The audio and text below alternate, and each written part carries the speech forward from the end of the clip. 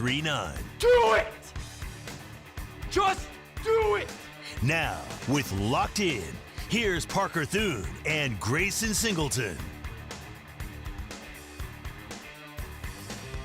Oh, baby. It's the best week of the year. And we are only 5 days away from the best day of the year. OU Texas is upon us. The Sooners will enter this contest at 5-0, ranked number 6 nationally. Texas will enter this game 3-2 and unranked, yet still somehow favored. A lot of that, no doubt, has to do with the uncertainty surrounding John Mateer's availability. But nonetheless, we are just days away from another iteration of the Red River Shootout. We'll discuss that and so much more over the course of the program here today on Locked In. But obviously, where we always start on Mondays following what is hopefully an OU victory the preceding Saturday is let's talk about what we just witnessed over the weekend at Owen Field. Grayson Singleton, the Sooners win handily 44-0 over Kent State. You were correct. They did not cover. They fell 1.5 points short of covering. I thought they'd be half a point from covering, but 44-0, the final, as the Sooners wrap up win number 5 in very workmanlike fashion. But, man, the takes were flying during and after this football game. And if you have takes on this Monday that you haven't yet voiced, by all means, fire away at the Knippelmeyer Chevrolet text line at 405-651-3439. But, man, I did not imagine that a 4-touchdown, 0-turnover performance from Michael Hawkins, OU's backup quarterback, mind you, was going to have so many folks up in arms, man. yeah. What did you think? What were your main takeaways watching that game Saturday? Well, I got to say this. I was very impressed with the OU fan base after the game on social media because it's not always about the raw numbers. It's about how things look sometimes. And I saw a lot of takes where it's like, this didn't look quite right or this looked right. I was like, I'm very impressed.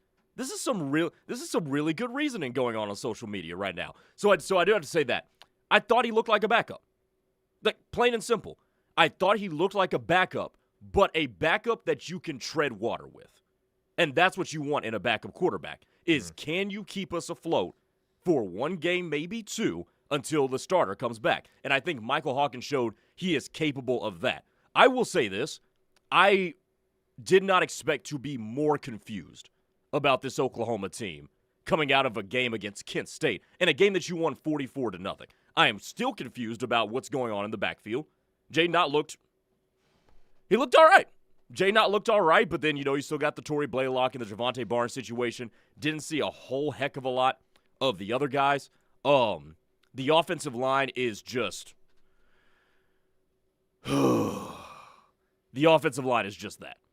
That might be an issue going forward. What you said in your post game wrap up about the corners stood out to me too. There were wide receivers that were running open that I was kind of confused with. So my main takeaway is I don't know what we learned about this team other than the fact that this defensive front is elite. I saw Teddy on the Oklahoma Breakdown podcast. He said he's finally at a spot where he wants to put the elite tag on the defense. I was there a month ago. This defense is really, really freaking good. But there are things that I think in the cracks of this team that are slipping through, which still leaves me a little bit not concerned, but still wanting more from certain areas of this football team. Sooner Smitty on the text line says Hawkins was harassed because the offensive line mailed it in. And it was not a good performance from the offensive line. It's been really hard to grasp just what that unit is. Are they good? Are they not good? Are they good at run blocking? Are they good at pass blocking? Are they bad at either of those? Like, we've seen so much of everything from this unit. It's been such a mixed bag that I really have no idea what to think of Oklahoma's offensive line. The circumstances were not ideal for Michael Hawkins. They weren't bad. I mean, everything. The Sooners' offensive line wasn't abominable on Saturday, but they did not play well, to be clear. No. Hawkins missed some throws. He demonstrated some compromised mechanics that were weird because that's not how he was throwing the ball last year.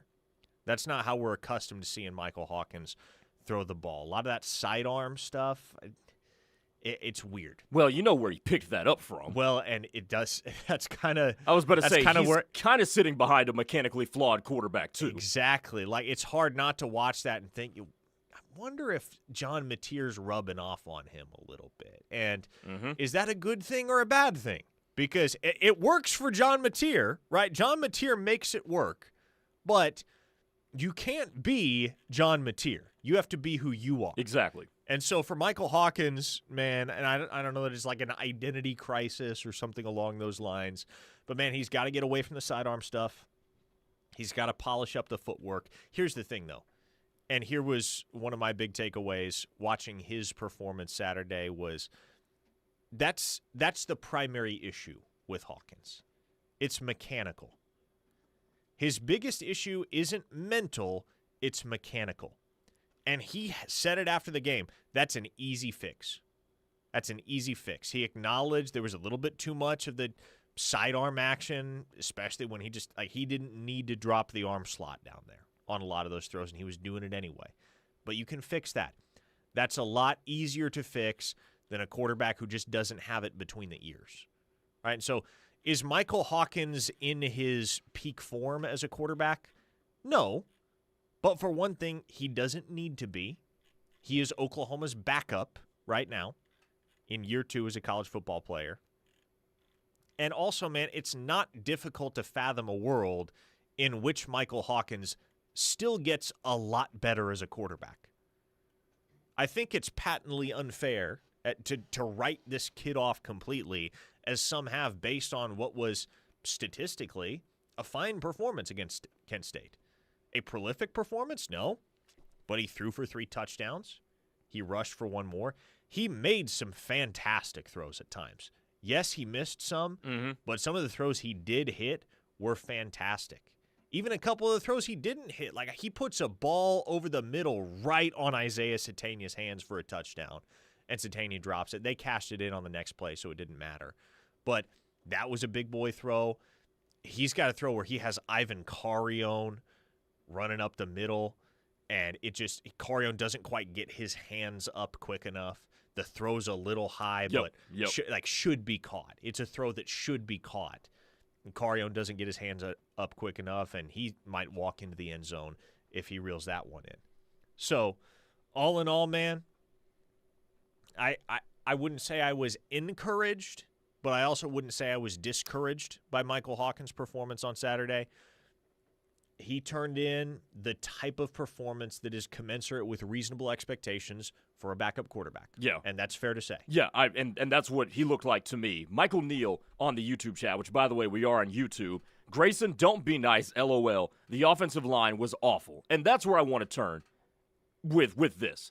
Because Derek Simmons was absolutely atrocious on Saturday. Oh, here we go. He was bad.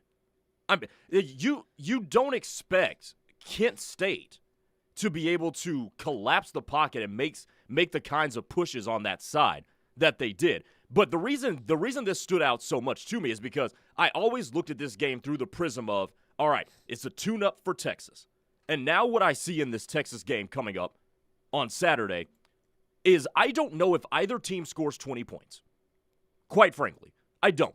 Because you've got 2 excellent defenses, and neither team has a good offensive line. Texas does not have a good offensive line, and I will sit here today on October the 6th and say that Oklahoma does not have a good offensive line. I really see an ugly Red River game, because if that is indicative of the offensive line going forward for Oklahoma, ladies and gentlemen, we got problems. Because that right side did not look good at all. This is one of the most scathing texts that has ever been sent on the Knippelmeyer Chevrolet text line. Kyle from Salisaw says, Derek Simmons just had a worse game than I ever saw out of Spencer Brown. Oh, God. Oh, man. Woof. Damn.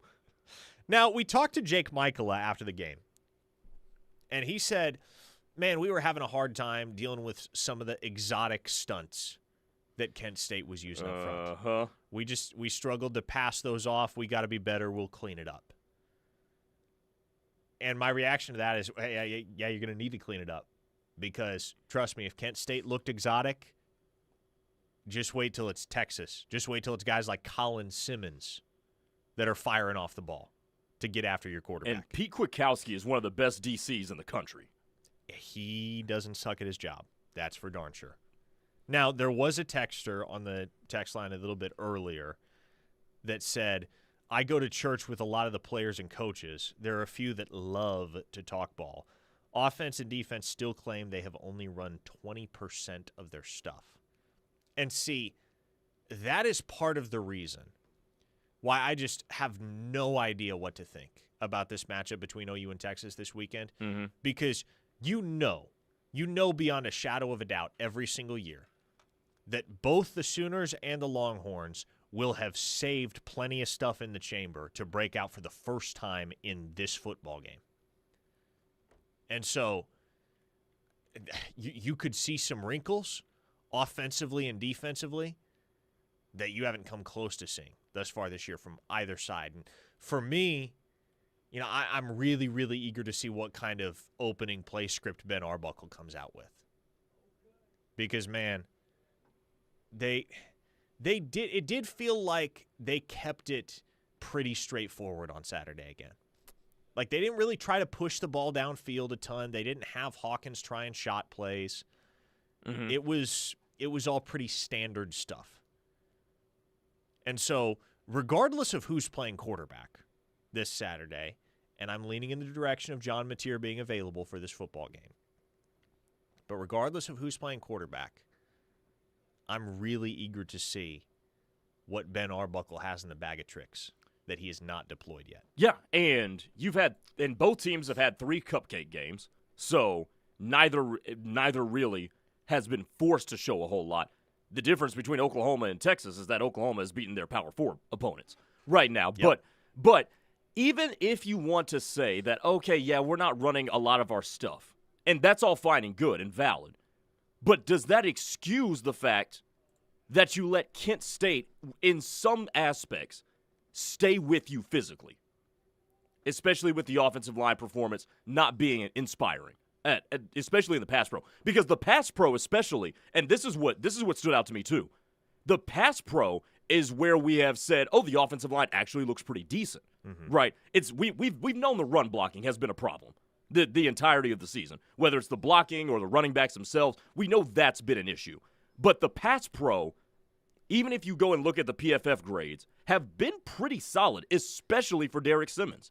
What we saw yesterday, to me, in just that aspect, if you isolate that aspect, to me is a little discouraging because this is what you've been best at the whole year. Why all of a sudden now, against that team, who is one of the worst football programs in the country, regardless of level, regardless of classification, that is one of the worst football programs in the country, and you'd picked that day to have your worst pass blocking performance. That to me was a little bit eerie to me. Derek in Wichita Falls on the Knippelmeyer Chevrolet text line says, what will your access be to practice this week? Given the level of gamesmanship I expect to see surrounding Mateer's availability, I suspect it will be more limited than usual. Well, yeah, during the season, we don't get to watch practices at all. And if there was any doubt in anyone's mind as to whether accessibility at practice is a thing in any capacity whatsoever, I have never seen this included by Mike Houck, who's the director of communications for the football program and the athletic department as a whole. He included this last night in his Texas Week media schedule email. We get one of these emails every Sunday. It's usually the same thing from Mike. Hey, look, here's the schedule for post-practice interviews with players on Monday and the Tuesday presser with Arbuckle and Venables. These were the last couple of sentences attached to the email. I've never seen these before in one of these emails. Oklahoma's practices during the regular season are closed to media.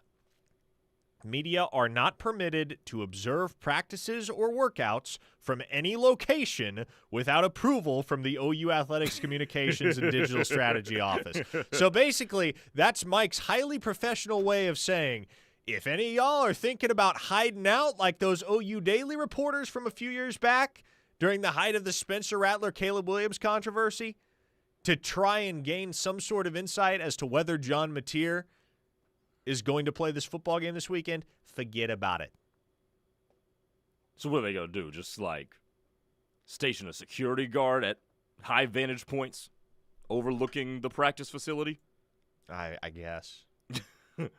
Wouldn't shock me if they had a sniper out there somewhere. A verified source says, it's called playing down to your competition. Have you watched the NFL or college football? That right there is a very interesting point. Because which one of you would like to have your team characterized as one that plays down to its competition? Yep, don't want that. No, you don't. That's not championship habits. Now, fortunately, Oklahoma's not going to have the opportunity for the remainder of the football season to play down to the competition. Exactly. Because none of the competition they face the rest of the way is down. I was about to say, if they play down to their competition, they're getting blown the hell out. Woof. Chonky Chuck says, I'm not horrifically concerned with the O-line yet because they played pretty serviceable against both Michigan and Auburn. Seems like more of an off performance than bad tidings, but we'll need to clean it up for sure. Yeah, I mean, look, I think it's as simple as this, Grayson. If Oklahoma's offensive line plays well on Saturday, Oklahoma wins the game. Yes. If Oklahoma's offensive line does not play well, Oklahoma does not win the game. Yes. Because yeah, I agree. That's as simple as it gets, and maybe that's overly reductionistic. That's how I see it, though. The biggest mismatch in this football game is Oklahoma's D-line against Texas's O-line. Would agree, yes. You should be able to win the battle in the defensive trenches. Yes. With relative ease. If you can win the battle in the offensive trenches as well, that's all it's going to take. It is literally that simple. You win the battle in the trenches on both sides, it's a wrap. You win, and you might win handily. I don't care who's playing quarterback at that point. 405-651-3439 is the Knippelmeyer Chevrolet text line. 405-651-3439. The show is brought to you today and every day by Dorsey Jones GMC out in El Reno. If you're in search of a new vehicle, GMC offers some of the most reliable trucks and SUVs on the market today. So, head out to Dorsey Jones, take advantage of their low-pressure sales environment as well as their fantastic service, including half-price oil changes on Saturdays. Dorsey Jones in El Reno. We appreciate their partnership here on the show. We will return with much more, including the latest on a 4-star wide receiver target for the Sooners that was in town for an official visit over the weekend. Keep it right here on The Ref, the home of Sooner fans. Beat Texas Week on the Ref is brought to you by Boyd Street Ventures. Visit BoydStreetVentures.com to see how Boyd Street Ventures is bringing OU innovation to the world. Boyd Street Ventures, under the radar, above the crowd. Feeling stuck in your current home? Now is the best time to make a move. Home Creations is making home ownership more affordable with low interest rate opportunities and special financing. Don't wait. Live like a champion today. Call Holly at 405-364-9999 to find your dream home. 364-9999 is Home Creations. Children's Health Foundation has improved the lives of Oklahoma children with research, education, and care. For more than 40 years, Children's Health Foundation has raised over $155 million towards 18 pediatric initiatives, including cancer and heart programs. 75% of Oklahoma pediatricians are supported by Children's Health Foundation, and every cent raised stays in the state of Oklahoma. Change kids' health, change the future. Learn more at chfkids.com. Insurance companies aren't in the business of saving you money, they're in the business of taking your money. Hi, this is Will Gosney with Yala Gosney Attorneys at Law. Have you ever had an insurance claim and thought, wow, I really am in good hands, or these folks truly are treating me like a neighbor? Well, that's where we can help. We'll deal with the stress, we'll get you back to your normal life. So save our number in your phone, and if you're ever hurt in a wreck, call or text us at 405-800-8080. It's 405-800-8080. I'm Gina Mitchell of Mitchell's Jewelry. Newt is headed to Antwerp soon, and he'll be choosing diamonds for your special occasions. A milestone birthday or anniversary is the perfect time to gift diamond earrings or a diamond pendant. Maybe it's time for a ring upgrade. Call us, message us, or come by to let us know what Newt can select for you. But don't delay. Order yours by October 25th, and you could be our 80th Antwerp Diamond winner. Mitchell's Jewelry in the heart of Norman at 2201 West Main Street. Looking for a company that can do both pest control and lawn care? Look no further than Atlas Pest Control and Atlas Lawn Care. Locally owned and trusted since 1959, serving Edmond, Yukon, Newcastle, Blanchard, Midwest City, Norman, Moore, Del City, and the OKC area. Atlas has complete pest and lawn coverage all in one place.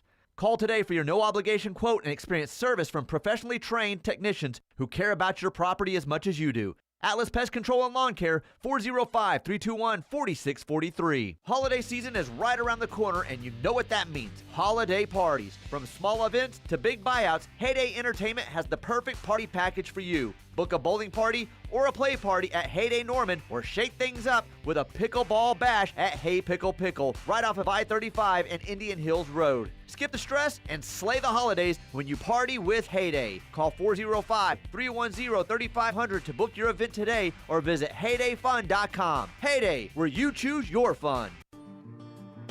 No matter where you live, you care about one thing during bad weather: keeping your family and property safe. Scissortail Roofing and Construction is here to ensure just that. Whether it's damage from strong winds or a hailstorm, we will manage your residential or commercial project from start to finish. Call us today, 405-928-8089, or visit us online at scissortailroofing.com for a free estimate. Call Scissortail today, your trusted local roofing and construction company. Are you in need of purchasing your own health insurance? Are you turning 65 and confused about Medicare? Are you an employer looking at offering benefits to your staff? Call the agents at Allison Insurance. They'll sort through the confusion. They're not captive to just one company, and they'll get the best option for you. Don't get frustrated. Call Allison Insurance at 800-580-5587 or 745-2968. Allison Insurance. They are the experts.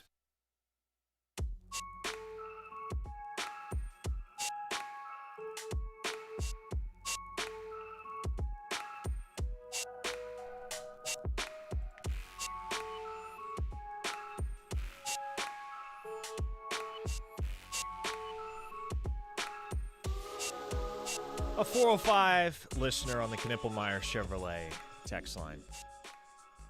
I'm sorry, this listener is actually from the 817. Says 44-0 is not playing down to competition with a backup QB. Again, yeah, I think a lot of the takes about the outcome Saturday and the game flow Saturday have been overblown a little bit. I mean, I think people probably feel a lot differently about this game if Oklahoma hadn't taken the foot off the gas about the midway point of the third quarter and just coasted. Oklahoma didn't score a single point in the fourth quarter of that football game. They led 44-0, after three quarters.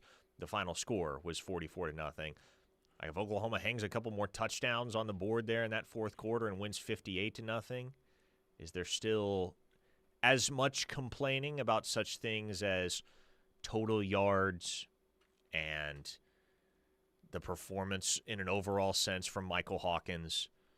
I don't know, but man, it feels like there's a certain sect of this fan base, and we've known this to be the case. They're just unwilling to be happy. Just let yourselves be happy, y'all. Just let yourselves be happy. Football team's 5-0. See what happens this weekend. If Oklahoma beats Texas, all is going to be well and good here in the Sooner State and across the broader landscape of Sooner Nation. If Oklahoma loses to Texas, then we can start having some serious conversations about any and all flaws that might present themselves for this football team. But, man, forgive me if I'm not going to get too deep in the weeds scrutinizing all of the various aspects of a workmanlike 44-0 win over Kent State, in which the Sooners could realistically have scored 60 or 70 if they wanted to.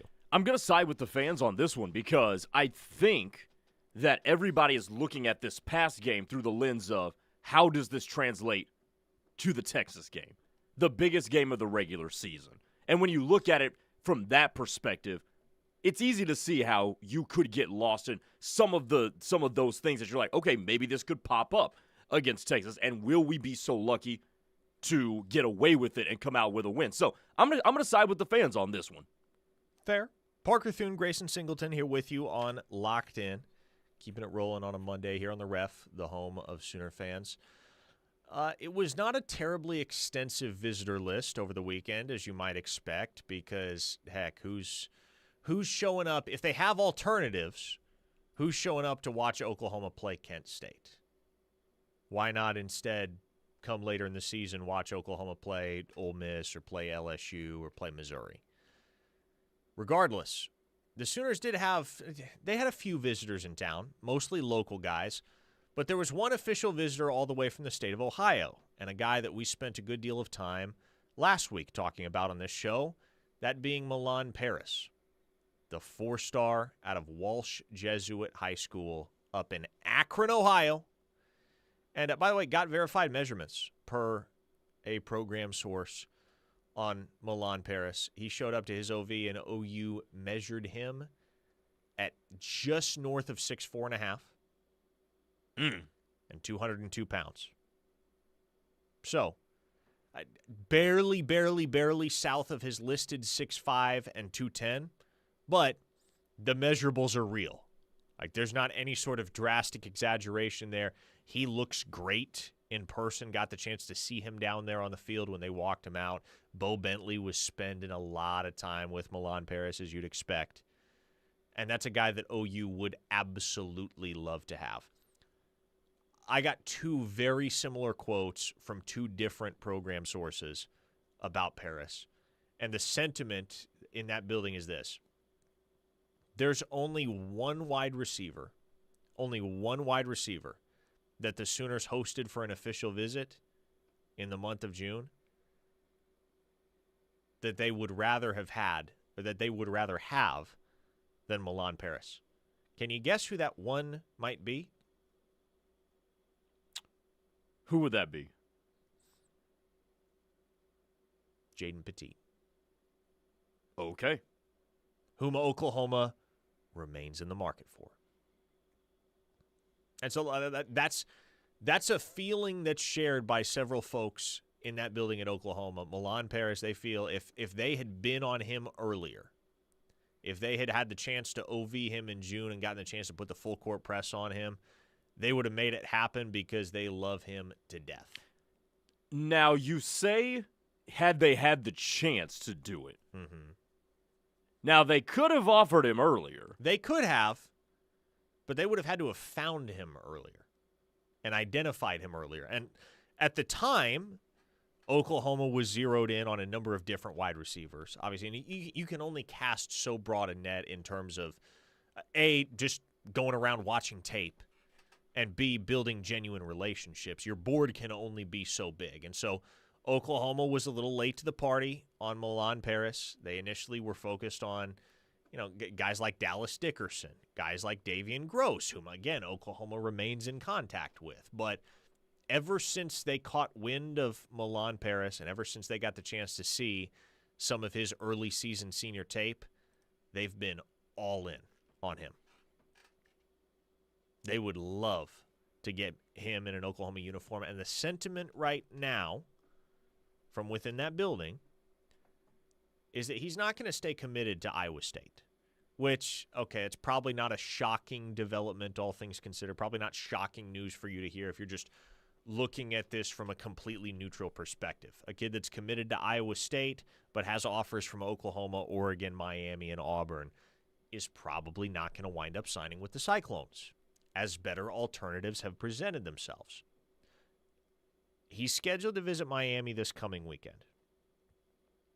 The Canes look like the biggest competition right now to Oklahoma.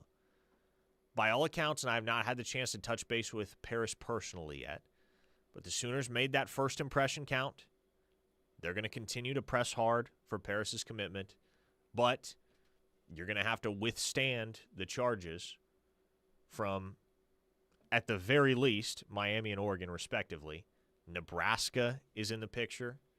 Auburn, as I mentioned, is also in the picture. I've gotten the sense, though, that this is primarily going to be an Oklahoma-Miami battle, and I never want to count Oregon out or even regard them as a second-tier contender for a guy that they turn up the heat on late, because Oregon does their best work historically on the recruiting trail in the final weeks of the cycle. So this is a battle Oklahoma's going to have to win the hard way, and it's gotten a lot harder.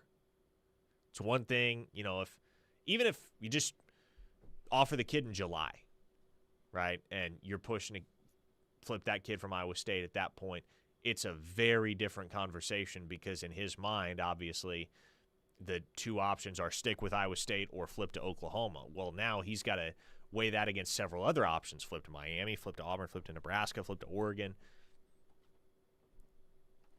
I don't know how quickly you're going to see a decision from Milan Parris, but given all of the new data that he has to evaluate as the past few weeks have unfolded, you'd think nothing's terribly imminent here. I would be of the same thought, too, especially because Miami and Oregon are playing really good football, especially Miami, who I think is the best team in the country right now. So all three of those teams, though, Oregon, Oklahoma, and Miami, have really intriguing cases to put in front of him. And I think it's just going to be which offensive mind is going to sell him the most. Because all three of these schools, and the name of the Oregon offensive coordinator is slipping my mind right now, but between him, Ben Arbuckle, and Shannon Dawson, they have all put together very good performances. You can say what you want about Oklahoma's offense being maybe statistically mid, but Arbuckle has been an upgrade, and he's a head coach in the future. But all three of those dudes have put forth, hey, if we add you to our offensive future, you can raise our ceiling. And we're going to have good quarterback play, we're going to have good coaching, and we're going to be in contention for a national championship. So I really don't know what this is going to come down to. Maybe Oregon just throws him an insane bag that both Miami and Oklahoma are like, yeah, you're going to have to go take that one. There was a listener on the Knippelmeyer Chevrolet text line that wanted to know which visitors OU will be hosting this weekend. And if you are not aware of the standard practices as far as recruiting for this game between Oklahoma and Texas, let me bring you up to speed. OU can't host visitors. They cannot host recruits at the Cotton Bowl this weekend, and that's because Texas is the designated home team. So, one team is the designated home team every single year. In even-numbered years, it's Oklahoma. In odd-numbered years, it's Texas. And the only program between the two that is allowed to host recruits at the Cotton Bowl is the designated home team. And so, Texas will have a healthy crop of recruits in the building.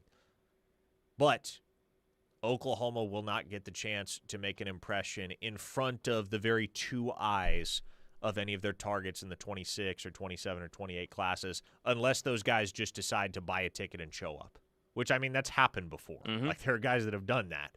But there is no visitor list for Oklahoma this weekend. There is nobody on the agenda as a visitor who's going to the Cotton Bowl to watch Oklahoma. Texas is the team that is hosting recruits this year. A 405 listener says, our ability to close on elite receivers has not been stellar. That's fair. Yeah, especially recently. 5-star receivers, and I don't mind saying this. This might sound like a hot take. I'll stand by it. I don't want to see Oklahoma ever get involved with a 5-star receiver. I just think the risk far outweighs the reward. And people are going to say, well, you might miss out on Jeremiah Smith. You might. Yeah. But how many Jeremiah Smiths are you going to see? How many guys are not only going to be that talented, but translate that well and that seamlessly to the collegiate level? And so, yes, you might miss out on a guy like that, or the opportunity to land a guy like that. But when you consider how much money is paid to any and all 5-star wide receivers, when you consider how much money was paid to Jeremiah Smith, and you combine that with the reality that, as we know, wide receivers tend to be divas. I would say they are pieces of work sometimes. And you get a lot of dudes that crash and burn. A lot of dudes that flame out that were very, very talented, very highly regarded recruits. Again, I just think the risk far outweighs the reward. I love the 3 that Oklahoma is still pursuing. Milan Parris, Jaden Petit, Davian Gross. All respect to Daniel Odom and the 2 new guys, Xavier Okafaleze and Braden Allen, who each probably need a year just developmentally. If Milan Parris, Jaden Petit, and or Davian Gross, if any of those 3 individuals were to commit to University of Oklahoma, they would immediately become my favorite wide receiver prospect in Oklahoma's signing class, and the one I could get most stoked about. Do you think that Oklahoma takes both? As I understand it, they will take both. They can't, well, and honestly, they could take all 3. The odds you get all 3, not terribly high. Right. But Oklahoma is willing to take up to 5 wide receivers in this class. I have it on good authority. There are some guys that are going to be leaving at year's end from that wide receiver group. Well, I think we can all kind of imagine that was going to happen. I'll just go ahead and confirm that. Yes, there will be several transfers at wide receiver for OU. You have the 2 that are graduating in Keontez Lewis and Deion Burks. There will be several transfers in addition. Which, speaking of Keontez Lewis, first of all, why there's no padding on that wall is beyond me. But also, how's he? What's his status for this weekend? It's Monday, so don't really have a terribly firm grasp on whether or not he's going to be available. But the word yesterday was kind of what it was the Sunday after Temple. Man, we think this dude's going to play next week. So we'll see, man. We'll see how the rest of the week goes. But I did not imagine. I mean, I thought Keontez Lewis's season was over. Standing there on the sidelines. Yeah, you would have thought. Yeah. I thought Keontez Lewis's season and thus his collegiate career were over on Saturday. But hey, sounds like there's a pretty solid chance he is right back out there for Oklahoma this Saturday against Texas, man, which would be huge. That dude is something.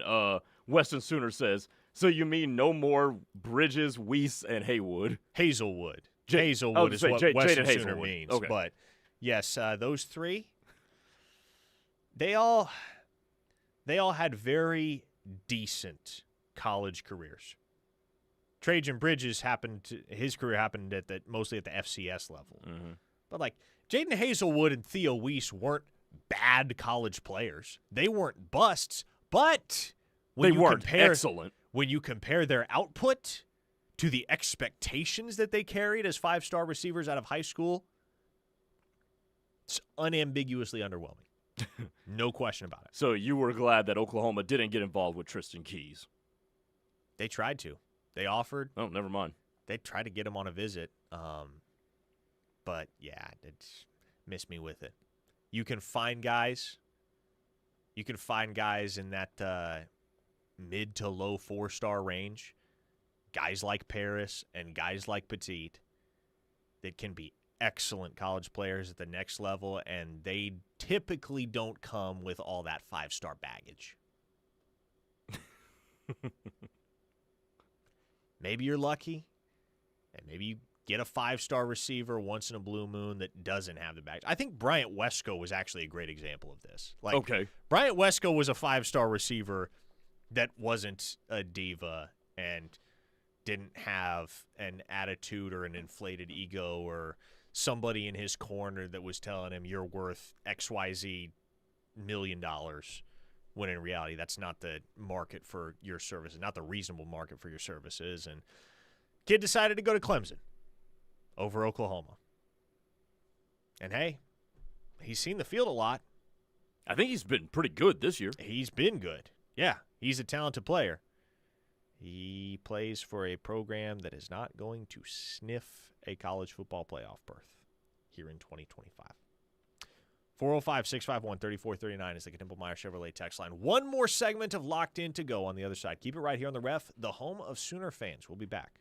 This is your home for Sooner fans. The Ref Sports Radio Network.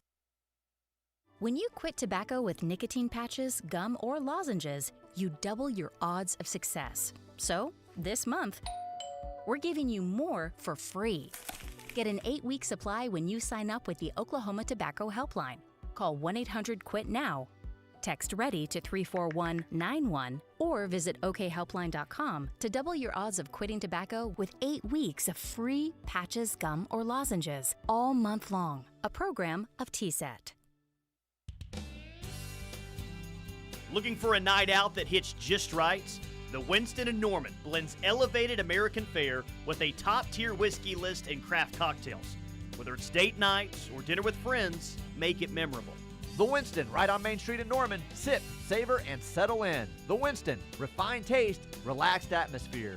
Tune in every Friday to hear more about the Hal Smith Restaurant Group during The Rush and the Dari Noka Show here on The Ref. I want you to imagine that you've planned a special evening with the woman of your dreams. You take her to dinner at her favorite restaurant. The lights are low. Her face is radiant in the glow of candlelight. You've just told her how much she means to you and that you want to be with her forever. You reach into your pocket and pull out a small blue box, and a breathtaking diamond engagement ring appears. In that moment of speechless surprise, you tell her it's from Lewis Jewelers because only the best is good enough for her. You've now imagined the perfect way to pop the question. Lewis Jewelers will help you turn it into a reality. You'll get a better diamond for your money, and you can choose from Oklahoma's largest inventory of styles, a truly remarkable selection. Lewis Jewelers on I-35 and more for the diamonds you will wear for a lifetime. Wouldn't you rather say it came from Lewis Jewelers? Ready to jumpstart your future? Start training for a high-demand, high-wage career in healthcare, construction, IT, manufacturing, or STEM while you're still in high school. Moore and Norman sophomores, juniors, and seniors apply online today to attend Moore Norman Technology Center next fall. Talk to your MNTC rep at school or visit mntc.edu to learn more. Change your life, build your tomorrow, start your future now at Moore Norman Technology Center. It's spooky season here at Riverwind Casino. And the monster jackpots are taking over. Experience all thrills and chills on brand new electronic games. Celebrate in style as a VIP in a private suite in our Showplace Theater. Game like an MVP when you play with your wild card. Drop in every Friday in October to win your share of our $100,000 Creepin' for Cash giveaway. So keep the good times rolling at your favorite haunt. And we'll see you at Riverwind Casino. Hey Norman, at Sooner Kia of Norman, you can save up to $6,000 or get 0% financing on a brand new Kia. Need service? We've got you. Get a full synthetic oil change or alignment for just $69. Mark your calendar on November 1st. They're teaming up with the City of Norman Animal Welfare for a mobile pet adoption at Sooner Kia. Come find your next best friend. Swing by to meet our GM. He may be from California, but he's all Okie. Deals, events, and community, it's all happening at Sooner Kia in Norman. Better deals, better service, better get here now. Are pests invading your home? Call Avenge Pest Control now and get your initial pest control service at half price. Avenge Pest Control is a family-owned and operated company proudly serving the entire OKC metro area, Enid, Ardmore, and the Durant-Texoma area. They take care of all of our pest control needs at the Rev. They offer free termite inspections and comprehensive services. With mice and rat season upon us, don't wait. Protect your home today. Get more info at AvengePestControl.com or call 405-693-2233. Avenge Pest Control.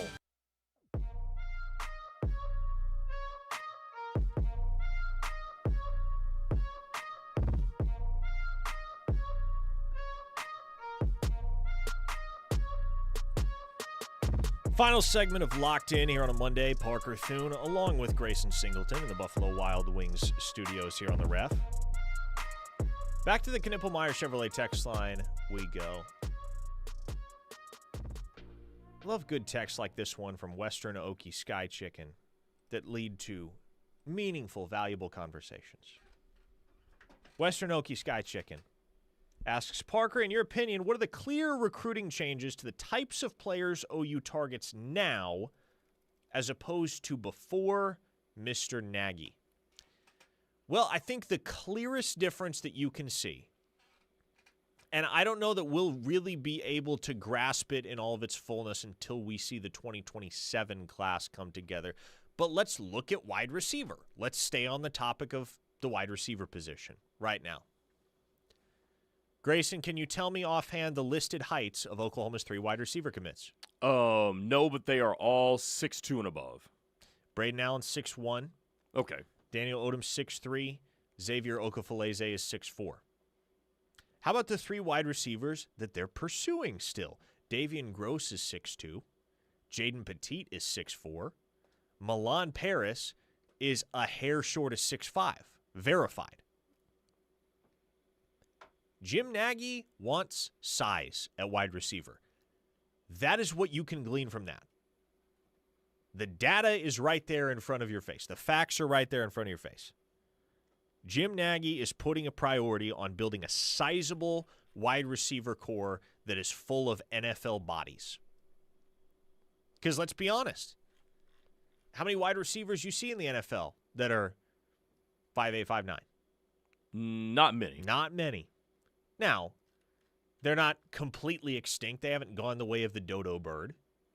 But they're few and far between. Much more common in the NFL are dudes that are big and can run. North of 6 feet and can run. And all 3 of Oklahoma's current commits at wide receiver fit that bill to a T. They're big, and boy, can they run. So I think that's more what you're going to see from Jim Nagy and the Oklahoma front office moving forward. They're going to try to recruit to the NFL archetype. They're going to be looking for guys that look like NFL players, not just on tape, but physically. You can find college football players that are exceptions to the rule, right? A guy like Tawi Walker is kind of a perfect example of this. Tawi Walker at the running back position is 5'8", 220 pounds, and runs like a 4.7. He's slow. But he's a really effective college football running back and a really fun watch. Yeah. He will never touch an NFL field. No. He will never touch an NFL field. But at the college level, he can roll a little bit. Those aren't the type of guys that Jim Nagy's trying to identify and bring to Oklahoma, though. He's trying to bring guys that are absolute monsters, not just in terms of their ability, but in terms of their measurables. And I think you can translate that to corner, too. You can extend that to corner. I mean, you look at Derek Johnson Jr., and you look at the other corners that Oklahoma is going after in the 2027 class, and you will find the same trend as well. You and Drum last week on Friday were talking about Gabriel Osborne from Mustang. He fits that to a T. Mikael McCreary fits that to the T. Long arms, lengthy type of guy, lanky dude too. But yeah, no, like they are recruiting to the NFL archetype. What you obviously don't want to happen in that is that you miss out on a really good player that just may not have all the traits. And Jim Nagy comes from an NFL background, which means he has been in trait-based workplaces for the longest time. But, I mean, man, like, you give me a bunch of 6'3" wide receivers. You saw what Cam Coleman did to Cortland Guillory. You're gonna be able to win some battles against really good corners when half your receiving core is that height. Gunny of Stutzman Army on the text line says, guys, I need a ton of prayers and good vibes so my mom can pull out of this heart surgery. She's not doing well. We're going to pray. Yeah. Gunny. And keep Gunny's mom in your prayers. If you want to pass along her name, Gunny, that would be fantastic. If not, no big deal. But that allows us to pray a little bit more personally. So let us know if you would. A 918 listener says, not sure if you can tell us this, but how many wide receivers are shown the door other than the obvious ones that have run out of eligibility? I would guess 4, maybe 5. I feel like we are going after bigger body wide receivers, which we need. And look, I'm not going to name names here, but I'm sure you can come up off the top of your head with a short list of 3 or 4 receivers in that Oklahoma wideout room where it feels like their time at the University of Oklahoma is running short. Feels like they've about reached the end of the line. When you look at what and who they are as players and their usage and such factors as that. Yeah. Age, eligibility, all that type of thing. So I would say if I had to guess, you'll have 4 wide receivers transfer. That feels like a reasonable enough number. It could be 3, it could be 5. I'd say 4. Expect 4 wide receivers to be on the outbound portal train from Oklahoma when the season ends. And again, that's going to enable Oklahoma to take a heavier class, to take 4 or 5 high school guys. And then there may be space, there may be margin to add a portal wide receiver, maybe 2 if you really see an exodus at the position. But we talked about this last week. Oklahoma's not in a position right now where they need to overhaul their starting core of receivers. No. They needed that this past offseason. At this point, it's just about building depth. Mm-hmm. And also, the way Isaiah Satania is playing, I wonder if this becomes a conversation as well down the line. You might have to convince Isaiah Satania to stick around. That could factor into the plans as well, because all of a sudden, Isaiah Satania is playing good enough football and consistent enough football that if he continues to lead Oklahoma in all major receiving categories the way he is right now and make the impact that he's making as a returner, there'll be NFL scouts that start to circle like hawks. And Isaiah Satania is a redshirt junior. He can come back to Oklahoma in 2026. But the NFL pull is a real thing. And it's convinced a lot of guys over the years to leave Oklahoma a year early. And not necessarily guys that were surefire early round dudes either. Mm-hmm. Yeah. For my money, I think he's back next year. If I had to wager a prediction right now, I think he's back. By the way, one of those guys that left Oklahoma early, Nick Bonito, is currently leading the NFL in sacks. Nick Bonito's so freaking good, man. I'm glad he's on my team. Oh, Nick Bonito is good Lord. An absolute force. Holy smokes. 7 sacks already. 7 sacks? Is that what it is? Yeah. In 5 games? Yeah, looked it up this morning. Oh, good grief, man. He's a monster. A 214 listener asks, why only 1 target for Giovanni Gibson on Saturday? Is he still nicked up? No, I think the 1 target was just kind of how the cookie crumbled. How do you think he turned out in that first game? Made a really athletic catch. He did make a really athletic catch. It was only good for 5 yards, but about the most athletic 5-yard catch you're going to see. Mm-hmm. So that was encouraging to see from Giovanni Gibson. That was his only target on the day. I don't know offhand how many routes he ran, but he was in the game for 23 snaps, especially if Keontez Lewis is unavailable for the Red River Shootout. And again, we'll track that throughout the week. We'll see how things look by Thursday or Friday. But especially if Keontez Lewis is unavailable, you can certainly expect a much larger role for Giovanni Gibson and potentially Jermichael Carter as well. But, yeah, honestly, kind of feel the same way I do about Hawkins last Saturday. That performance from Gibson, that output from Gibson, that snap count from Gibson, pretty much tracked with my expectations going in. I said in pregame on the radio, Grayson, I know you recall this, I said probably 20 to 25 snaps, 3 or 4 targets. Yep. He only got 1, but snap count was right where it probably should have been for a guy like that touching the field for the very first time as an Oklahoma Sooner. A 918 listener asked, how good is Gibson?